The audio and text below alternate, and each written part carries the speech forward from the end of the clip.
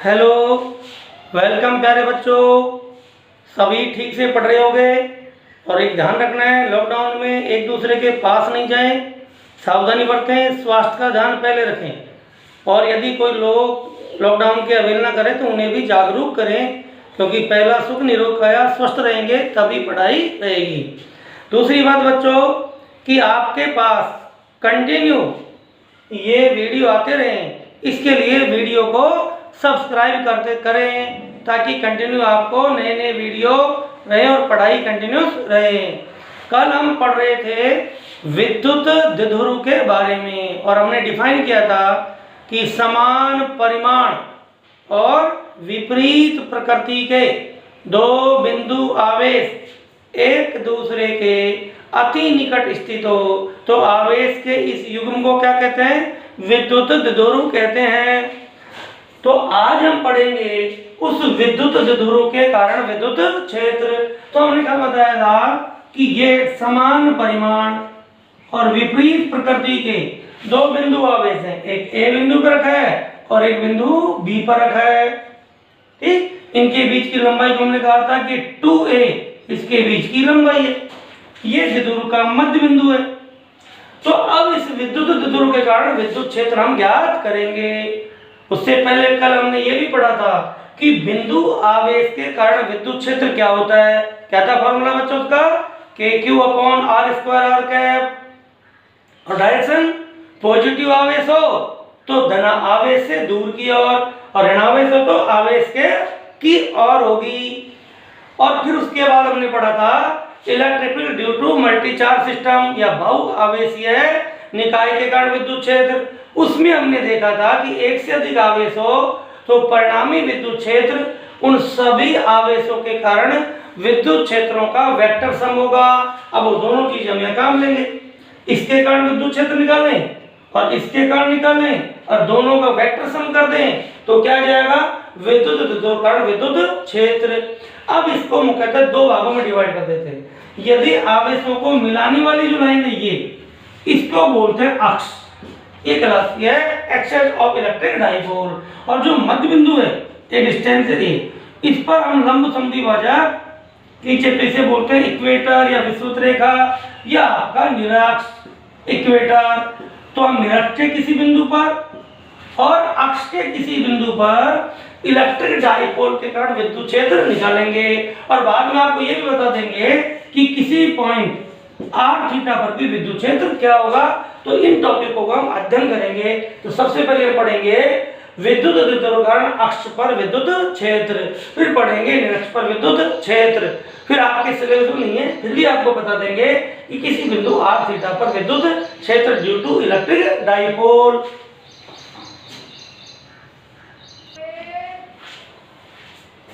तो बच्चों अब हमारा जो टॉपिक है वो है विद्युत द्विध्रुव के कारण उसकी अक्षीय रेखा पर स्थित बिंदु पर विद्युत क्षेत्र ज्ञात करना। Electric field at point on axial line of electric dipole. तो देखिए ये लिखेंगे माना AB माइनस Q व प्लस Q आवेश से निर्मित एक विद्युत द्विध्रुव है। ये क्या है आपका AB माइनस Q और प्लस Q आवेश से निर्मित एक विद्युत द्विध्रुव है जिसकी लंबाई कितनी है? 2a वेक्टर है एवं विद्युत द्विध्रुव आघूर्ण जो कल हमने पढ़ा था P vector is equal to क्या होगा? Q इंटू 2a वेक्टर है। ये आपका विद्युत करना क्या चाहते हैं अपन? द्विध्रुव के मध्य बिंदु O से R दूरी पर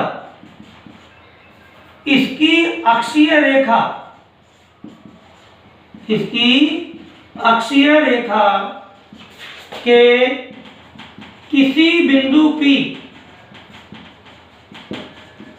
पर विद्युत क्षेत्र ज्ञात करना, ये हमारा मकसद है कि हम क्या ज्ञात करना चाहते हैं कि त्रिज्या का जो मध्य बिंदु O है उससे कितनी दूरी पर, ये देखो O से R दूरी पर अक्ष पर कोई बिंदु P है, वहां पर हम क्या निकालना चाहते हैं, विद्युत क्षेत्र।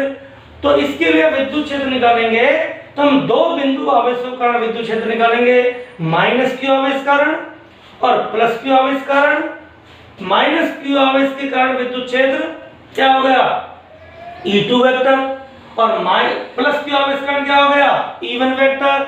और दोनों का जो हम अध्यारोपण के सिद्धांत से सदिश योग करेंगे वो आपका परिणामी विद्युत क्षेत्र होगा। तो सबसे पहले हम किसके कारण लिखते हैं, माइनस क्यू क्या प्लस क्यू, बी पर स्थित प्लस क्यू आवेश के कारण P पर विद्युत क्षेत्र क्या हो गया, क्योंकि प्लस के कारण जो विद्युत क्षेत्र होगा वो धनावेश से दूर की ओर होगा, क्योंकि यहाँ इकाई धनावेश रखेंगे तो ये आवेश उससे धक्का मारेगा, ठीक, रिपेल करेगा। तो बोलो विद्युत क्षेत्र को क्या हो गया, E1 वेक्टर इक्वल टू क्या होगा, क्या आपका फॉर्मूला K/r², तो क्या हो जाएगा K, आवेश का मान क्या है Q। अब डिस्टेंस देखो बच्चों, देखो ये दूरी है R और ये दूरी है A, क्योंकि दूरी की आधी लंबाई होगी तो ये कितनी बची, R माइनस A। तो क्या लिखा जाएगा, R माइनस A का होल स्क्वायर।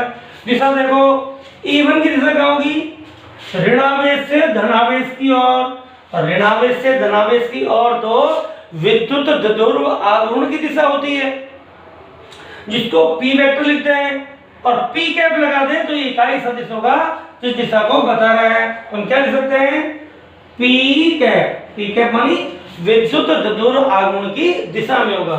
इसको हम इक्वेशन नंबर 1 डाल दें। इसी तरह से A पर स्थित माइनस क्यू आवेश के कारण P पर विद्युत क्षेत्र, ये P पर विद्युत क्षेत्र होगा। तो बच्चों जो P पर विद्युत क्षेत्र होगा E2 वेक्टर, वो क्या होगा, अब आपके A पर भी आवेश कितना है Q, डिस्टेंस देखो T पॉइंट की कितनी डिस्टेंस है बच्चों, ये तो है R और इसमें A डिस्टेंस और बढ़ गई, तो टोटल डिस्टेंस कितनी होगी R प्लस A, क्या हो जाएगा K Q upon R plus A का होल स्क्वायर। अब डायरेक्शन देखो, ये आपकी दिशा होगी कहाँ, धनावेश से ऋणावेश की ओर, पहले वाली डायरेक्शन के अपोजिट, अर्थात विद्युत ध्रुव आघूर्ण की दिशा के विपरीत। अब यहाँ लिखेंगे माइनस P कैप, अर्थात विद्युत ध्रुव आघूर्ण की दिशा के विपरीत। अब अध्यारोपण के सिद्धांत से क्या निकाल देंगे, परिणामी विद्युत क्षेत्र लिखेंगे। अतः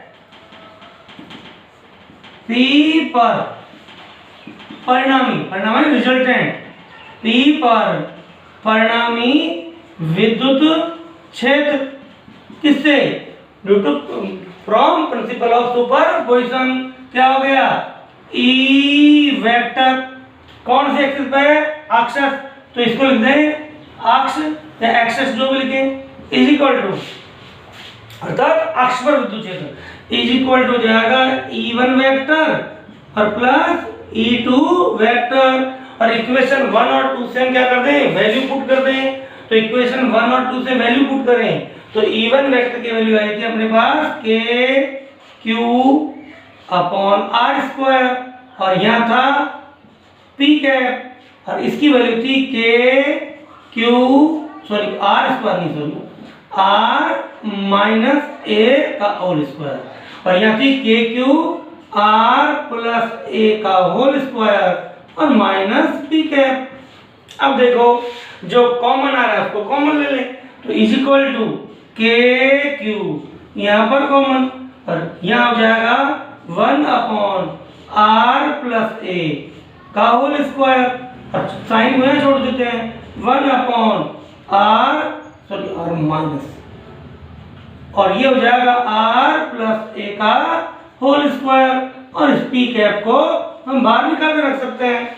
तो देखिए ये आपका आ जाएगा बच्चों के क्यू, और यहाँ क्या एलसीएम आ गया, यहाँ आपका एलसीएम आ जाएगा r-a और r+a, और इसका होल स्क्वायर हम एक साथ लिख सकते हैं, और r-a के होल स्क्वायर से डिवाइड करेंगे तो ये क्या हो जाएगा, r+a का होल स्क्वायर, और यहाँ हो जाएगा r+a के होल स्क्वायर डिवाइड करेंगे तो r-a का होल स्क्वायर, और डायरेक्शन साथ में लिखते चलेंगे पी कैप। यहाँ तक आ गया हमारा, और आगे चलते हैं।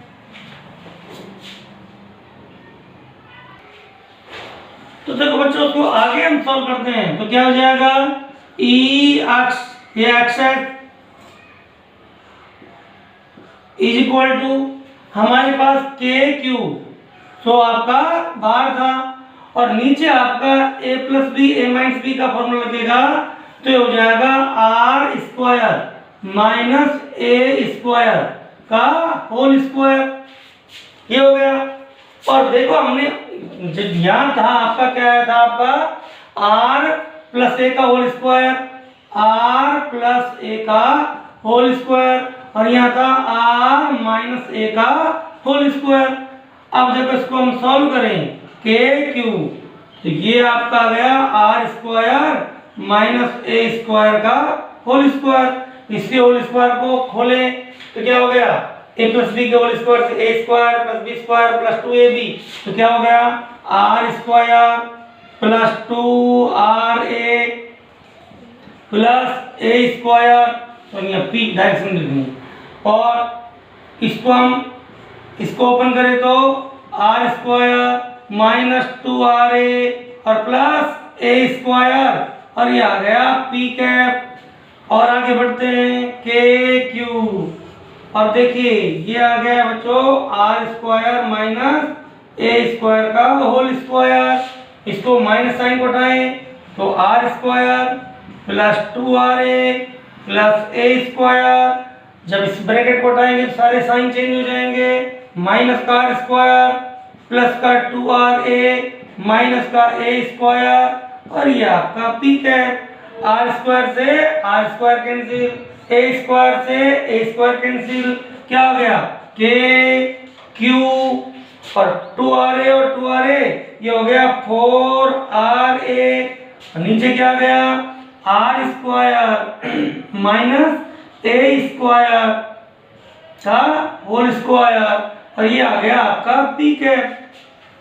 ठीक, इसको हम लिख सकते हैं के और क्यू, और इसको हम 2a एक साथ लिख दें, जब 2a लिख दिया तो यहाँ पर क्या बच गया आपका 2r अलग बच गया, और अपॉन क्या हो गया r² - a² का होल स्क्वायर, और ये हो गया आपका पी कैप।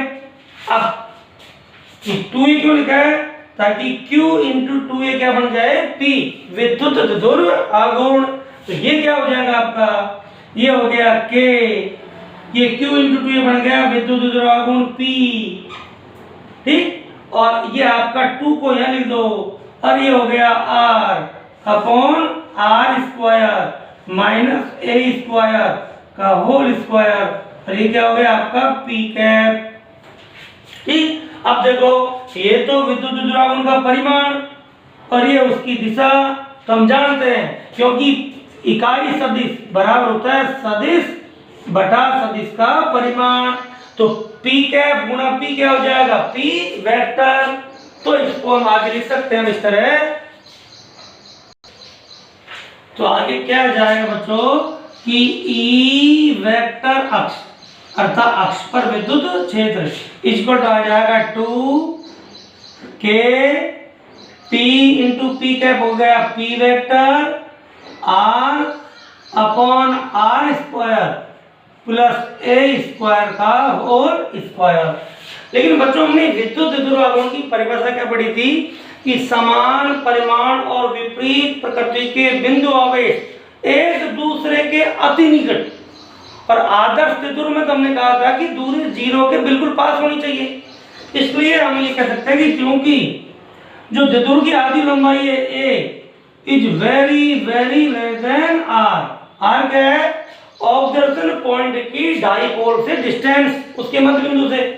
तो जब ए का मान आर से बहुत कम है तब आर स्क्वायर की तुलना में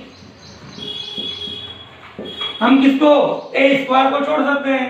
ए स्क्वायर की उपेक्षा करने पर या उसको नेग्लिजिबल मानने पर, उपेक्षा करने पर उसको हम नेग्लिजिबल कर सकते हैं, छोड़ सकते हैं। तो उस कंडीशन में क्या हो जाएगा आपका? ई अक्ष ये लगभग बराबर, कोई ज्यादा नहीं, फॉर्मूला वही आएगा लगभग। तो बोलो क्या हो जाएगा? 2k p वेक्टर r, और जब आप a को छोड़ोगे तो r स्क्वायर का होल स्क्वायर क्या हो जाएगा? r की पावर 4 और एक आ गया कैंसिल हो जाएगा। तो क्या हो जाएगा? ई अक्ष is equal to 2k p vector upon r cube. ये आपका विद्युत द्विध्रुव के कारण अक्ष के किसी बिंदु पर विद्युत क्षेत्र का फॉर्मूला है। और आपको पता है वायु या निर्वात हो तो k की जगह क्या लिखोगे? 1/4 पाई एप्सिलॉन नॉट, और मीडियम हो तो 1/4 pi epsilon not epsilon r। वो बार बार बताने की आवश्यकता नहीं है, बता चुके हैं। वो k की वैल्यू इस हिसाब से पुट कर देंगे। तो ये क्या है? विद्युत द्विध्रुव की अक्ष पर विद्युत क्षेत्र। देखो यहां ई अक्ष प्रोपोर्शनल 1/r³। ध्यान की विद्युत क्षेत्र द्विध्रुव से दूरी r के घन के व्युत्क्रमानुपाती होता है, और जबकि बिंदु आवेश कण दूरी r के वर्ग के व्युत्क्रमानुपाती होता है। तो ये ध्यान रखना है, ये नोट डाल रहा हूं मैं अलग चीज कि आपसे के विद्युत द्विध्रुव कण और बिंदु आवेश कण तीव्रताओं की तुलना कीजिए। तो द्विध्रुव के कण तीव्रता दूरी के घन के व्युत्क्रमानुपाती होती है, और जबकि बिंदु आवेश कण क्या होती है? दूरी के वर्ग के व्युत्क्रमानुपाती होती है। बिंदु आवेश कण हमने पढ़ा था, क्या था बिंदु आवेश कण? E proportional 1/r²। तो ये किस कण है? बिंदु आवेश कण। और ये किस कण है? विद्युत द्विध्रुव कण। तो ये आपको ध्यान रखना है, ये अंतर है दोनों में कि इसमें तीव्रता दूरी के साथ बिंदु आवेश कण तीव्रता की तुलना में ज्यादा तेजी से परिवर्तित होती है। तो ये आपका विद्युत द्विध्रुव की अक्ष पर विद्युत क्षेत्र का मान आ गया। बच्चों आपका नेक्स्ट टॉपिक है विद्युत द्विध्रुव के कारण उसकी निरक्ष रेखा या वस्तुतीय रेखा या तल पर स्थित बिंदु पर विद्युत क्षेत्र। Electric field at A point on the equatorial line of an electric dipole. Equatorial line या निरक्ष रेखा क्या होती है? विद्युत द्विध्रुव का जो लंब समद्विभाजक होता है उसको क्या बोलते हैं? उसका इक्वेटोरियल लाइन या निरक्ष रेखा या विद्युतीय रेखा। तो देखिए इस पर कैसे डायग्राम बनाते हैं। ये देखो, ये बच्चों हमारे पास ये देखो, ये आपका एक इलेक्ट्रिक डाइपोल है, किससे? -q और +q आवेश से निर्मित। ये A पर आपका -q आवेश रखा है और B पर आपका +q आवेश रखा है। इसकी लंबाई कितनी है? इसकी लंबाई है आपकी 2a, और ये इसका मध्य बिंदु है। तो इससे जो परपेंडिकुलर लाइन जाएगी, इससे जो परपेंडिकुलर लाइन जाएगी, वो जो लाइन जाएगी वो क्या है? आप इसका इक्वेटर है। अब इसके किसी बिंदु पर सपोज करो इस बिंदु, यहाँ पर कोई बिंदु P है जहां पर हम क्या निकालना चाहते हैं? विद्युत क्षेत्र। तो देखो -q आवेश कण विद्युत क्षेत्र का होगा दोनों को मिलाने वाली रेखा के अनुदिश, और माइनस होगा तो क्या होगा? आवेश की ओर होगा। और इसके कारण विद्युत क्षेत्र कहाँ होगा? इनको मिलाने वाली रेखा पर होगा। और कहाँ होगा? आवेश से दूर की ओर होगा। इधर। तो ये आपका प्लस के आवेश कारण यहाँ विद्युत क्षेत्र, इसको हम ई बी वेक्टर से लिख दें। ई बी वेक्टर मतलब बी पर स्थित आवेश कारण, और ए पर जो आवेश है उस कारण हम किससे लिख दें, ई ए वेक्टर से लिख दें। ये आवेश आ गए, ये तीव्रताएं होंगी, क्योंकि मैंने पहले बताया था धनावेश कारण विद्युत क्षेत्र आवेश से दूर की ओर होगा, प्रक्षण बिंदु को मिलाने वाली रेखा के अनुदिश, और ऋणावेश कारण विद्युत क्षेत्र ऋणावेश की ओर होगा, उनको मिलाने वाली रेखा के अनुदिश। अब देखो ये स्ट्रेंथ की है 2a।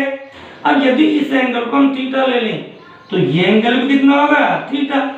अब यदि यहां से हम परपेंडिकुलर लाइन खींच ले कोई, सॉरी इसके पैरेलल लाइन खींच लें, इसके डाइपोल के पैरेलल, ये आपकी किसकी डायरेक्शन है, आपकी ये p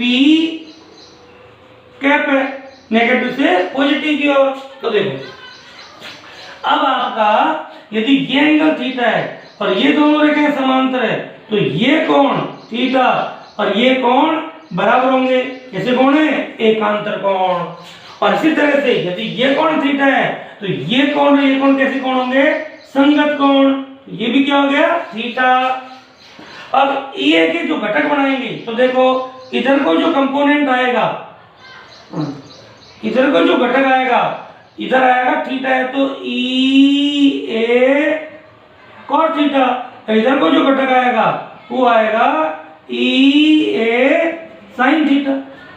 इसी तरह से ई बी का जो इधर घटक आएगा वो क्या आ जाएगा, ई बी cos थीटा, इधर जो घटक आएगा वो क्या आएगा, E B sin theta.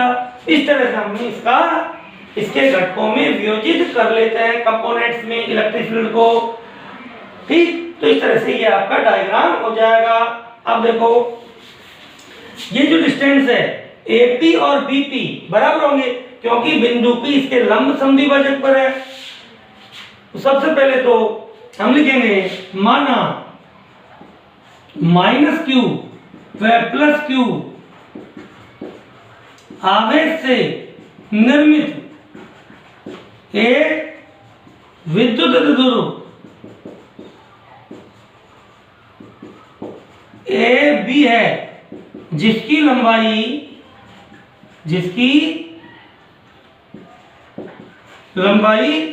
2a vector है, एवं विद्युत द्विध्रुव आघूर्ण क्या होगा, P vector equal to Q into 2a vector है। ये तो हम लिखते हैं सब।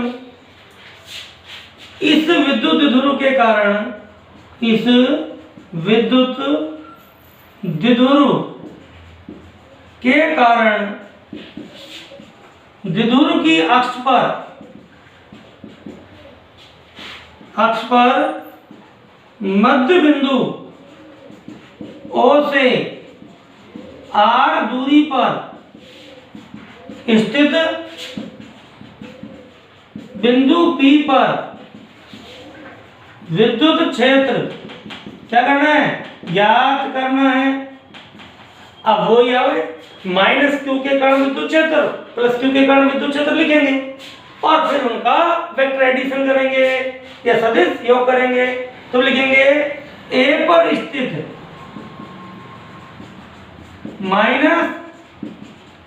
-q आवेश के कारण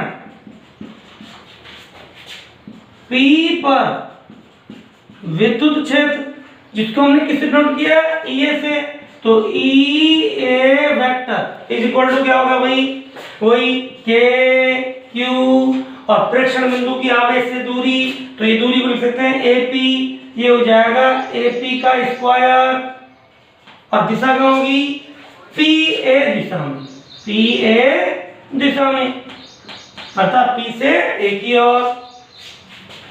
अब किसके कारण, बी पर स्थित प्लस क्यू आवेश के कारण पी पर विद्युत क्षेत्र, ये हो जाएगा E B vector is equal to k q, और दिशा क्या होगी धनावेश से दूर की ओर अपॉन डिस्टेंस हो जाएगी बीपी, बीपी स्क्वायर। और दिशा कहां से बी से पी की ओर तो बीपी दिशा में। इसको हम समीकरण 1 ले लें, इसकी समीकरण 2। अब देखो तथा आपकी जो डिस्टेंस है इस समकोण से देखो, ये आपकी जो दूरी है ये दूरी है r और ये दूरी है a, तो ये आपका हो गया कर्ण, और कर्ण बराबर होगा अंडर रूट लंब स्क्वायर प्लस आधार स्क्वायर, चाहे इधर ले चाहे इधर ले। ये डिस्टेंस भी आपकी कितनी है a, तो बोलो तथा AP बराबर BP बराबर हो जाएगा under root r square plus a square. ये समीकरण 3। अब आप देखो समीकरण 1 चूंकि AP किसके बराबर है BP के, KQ, तो ये वेक्टर और EB वेक्टर का परिमाण क्या होगा बराबर समीकरण 1, 2 व 3 से हम क्या कर सकते हैं कि EA वेक्टर का परिमाण और EB वेक्टर का परिमाण दोनों बराबर होंगे, और दोनों बराबर क्या होंगे KQ upon R square plus A square. ये आपका समीकरण नंबर 4 हो जाएगा, क्योंकि AP और BP का स्क्वायर करेंगे तो रूट हट जाएगा। तो ये आपका क्या है EA और EB का परिमाण इसके बराबर होगा। यहाँ तक आगे चलते हैं। अब हम क्या करते हैं, देखो हमने क्या किया घटकों में P पर परिणामी विद्युत क्षेत्र ज्ञात करने के लिए EA व EB को क्षैतिज मतलब हॉरिजॉन्टल एंड वर्टिकल, क्षैतिज एवं ऊर्ध्वाधर अर्थात हॉरिजॉन्टल और वर्टिकल कंपोनेंट में इसे क्या करते हैं एसोसिएट करते हैं। क्षैतिज एवं ऊर्ध्वाधर घटकों में वियोजित करने पर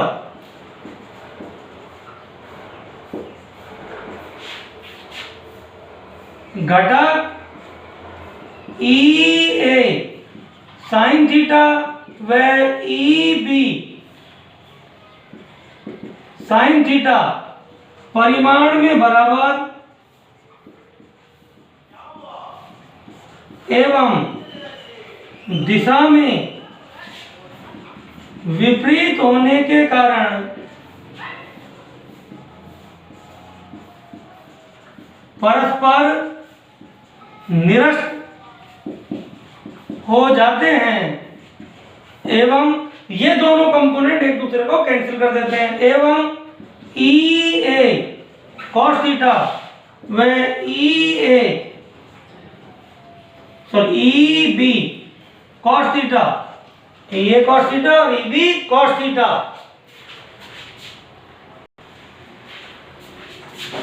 दोनों एक ही दिशा में होने के कारण, दिशा में होने के कारण क्या होते हैं जुड़ जाते हैं, ऐड हो जाते हैं, जुड़ जाते हैं। तो इन दोनों का ऐड करना है।